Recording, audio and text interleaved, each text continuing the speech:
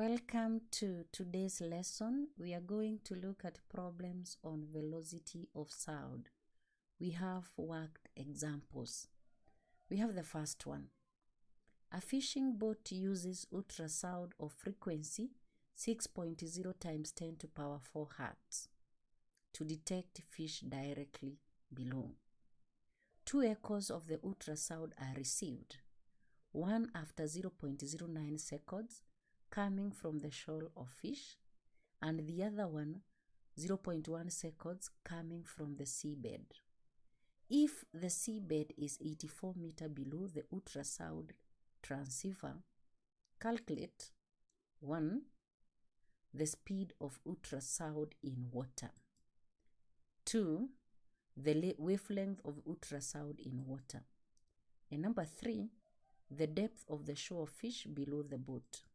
We proceed as follows. We start by the speed. We know that speed is always given by, because we are using the echo method, is given by twice distance over time. So we are given the distance of the seabed. So we can be able to get the speed. So speed will be twice d over time. And because we are also given the time, the 2 echoes from the seabed is 0.12 seconds. So we just substitute 2 times 84, which is our distance, divided by the time taken, which is 0.12 seconds. You get that the speed is 1,400 meters per second. We proceed to the second part, the wavelength of ultrasound in water. Speed is given by wavelength times frequency. This is what we call the wave formula. Now, to get the wavelength, it will be speed divided by frequency. So we have calculated our speed and we are given the frequency. So we substitute. By substituting, you get that it will be 1,400 or 1,400 meters per second divided by 60,000 per second. Remember, hertz is the same as per second. So this per second will cancel out. You are left with meters. So you get that your wavelength will be 0.023 meters. Then number 3, the depth of the shoal of fish below the boat. Now we have seen the velocity. We have the time. So we proceed. Speed is twice distance over time. So it will be 2 times distance. 1,400 meters per second is 2 times distance over 0.09. When you substitute the values, you will get that your distance will be given by 1,400 times this 0.9, then you divide by these 2. You get that the distance is 63 meters. We proceed to another one. We have that the figure below shows a vibrating fork. The time interval for the prong to go from A to B is 0.005 seconds. Find 1. The frequency of the fork, the wavelength of the vibrations if the velocity of sound in air is 340 meters per second. Now, if you look at the movement from A to B,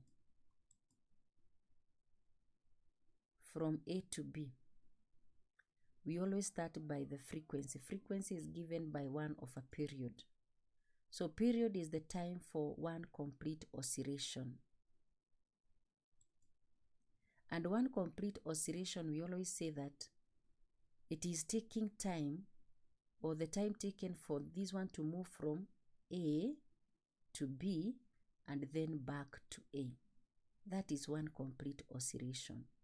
So in our case, we are given the time from A to B. So if it is moving from A to B, then back to A, it implies that the period will be twice the value given. And this will be 0.01 second. Because for one complete oscillation, we have A to B and then back to A. That is if the starting point is A. Now the frequency will be 1 over 0.01, which is 100 hertz. And therefore, To get now the speed, we go back to the wave formula, where speed we are saying that it is wavelength times frequency. Our wavelength will be given by speed of a frequency, and this will be 340, that is our speed that is given, divided by frequency 100 hertz. You get that the distance will be the wavelength will be 3.4 meters. We proceed to another one. The diagram below shows sound waves passing through air. Study it and answer the questions that follow. This is the diagram that we have. So our first question, you are supposed to label compressions, rear functions, and wavelength. Now, if you look at this, these are representing the areas of the high pressure. These are wave fronts. When they are far away, then we have the areas of low pressure. So it means that the particles here are close, they are compressed, and therefore A is compression, followed by rear function, compression, rear function, compression, rear function, and then compression. Now you are supposed also to indicate a wavelength. Wavelength is defined as distance between the particles that are in phase. So it is the distance between the compression and compression, or the distance between rear function and a rear function. That distance will give you the wavelength. Now, if the wave front takes 0.1 seconds to travel from A to B, find the frequency. Number 2, the wavelength if velocity of sound is 330 meters per second. We proceed as follows. Frequency is given by, from definition, is number of complete oscillations over time taken, because we define this as number of oscillations made per second. So now, if you come back to your diagram, we have 3 complete oscillations. The first one up to the first compression, the second one, and the third one. Therefore, our frequency will be 3 oscillations divided by the time taken, which is 0.1. You get that it is 30 hertz. Then we come to the wavelength. When you have now the frequency and you have the speed, you can go directly to the formula. Wavelength, the speed of a frequency. So it is 330 divided by 30, and that will give us 11 meters. We proceed to another one. A cog wheel rotating uniformly produces sound of wavelength 1.70 meters. If it makes 10 revolutions per second, find the number of teeth on the wheel, given that the velocity of sound in air is 340 meters. We move to our solution. Frequency is given by velocity of a wavelength. So we have the velocity, we have wavelength. So you just substitute. That is 340 divided by 1.70.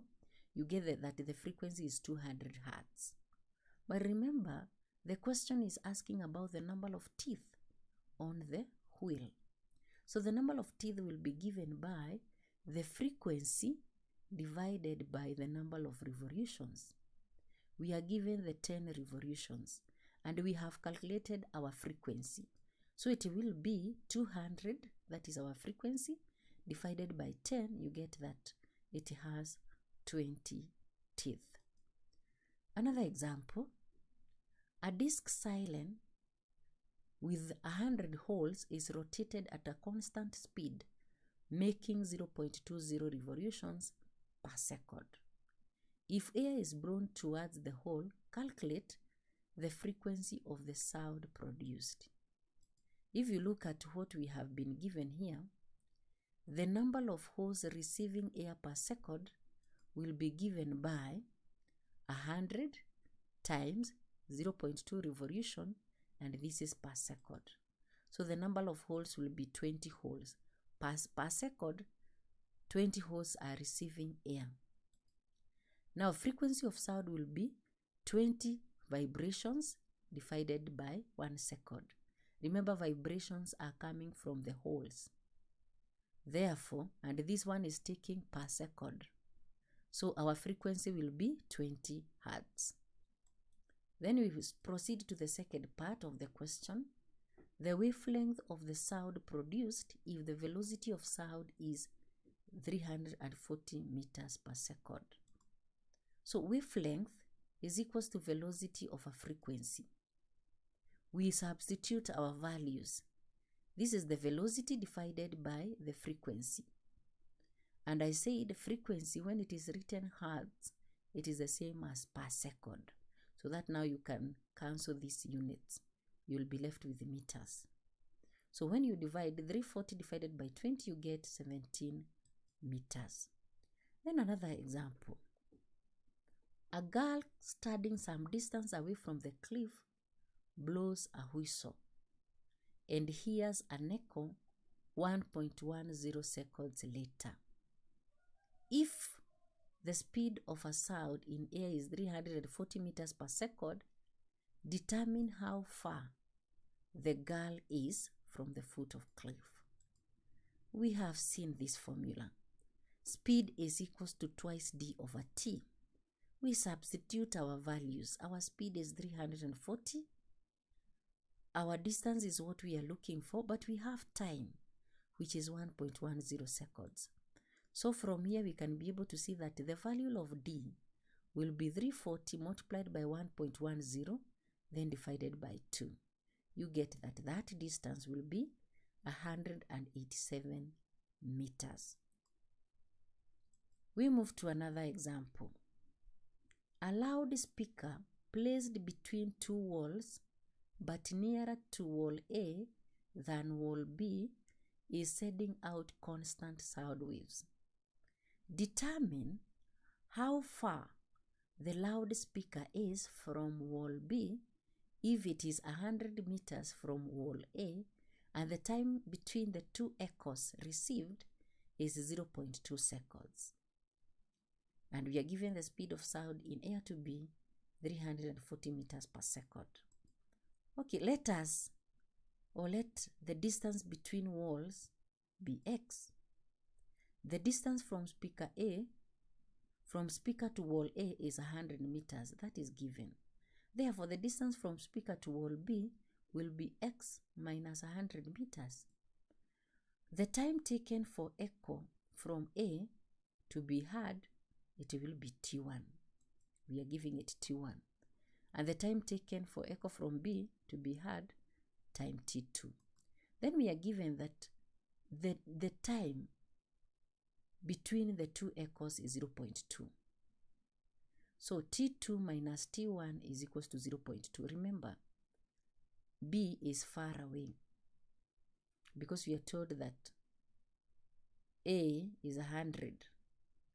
And therefore, we are also told that is nearer to wall A. So the time taken for wall A will be less. So now we have T2 minus T1 is equals to 0.2 seconds. Then we proceed. We know that speed is equals to twice d over t. So if we consider from wall A, the speed is given as 340. The distance is 100, so we can be able to get T1. And our T1 will be 2 times 100, you get 200. Then divided by 340, you get 0.6 seconds. So our T2 will be, if you look at this, we said T2 minus T1 is 0.2. So our T2 will be T1 plus 0.2, and that will give us 0.8 seconds.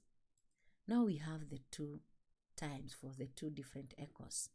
So it implies from wall B, we can be able to get the distance. Because now we substitute, our speed is 340, our time is 0.8 seconds. So if you substitute, you get that D will be 340 multiplied by 0.2, then divided by 2. So our distance, D, will be 136 meters. Assignment. In this assignment, if you look at them keenly, you find that they are supposed to explain. So it is testing the ability of application of knowledge that you have received. So make sure that you attempt. The answers will be provided on our notes below every video.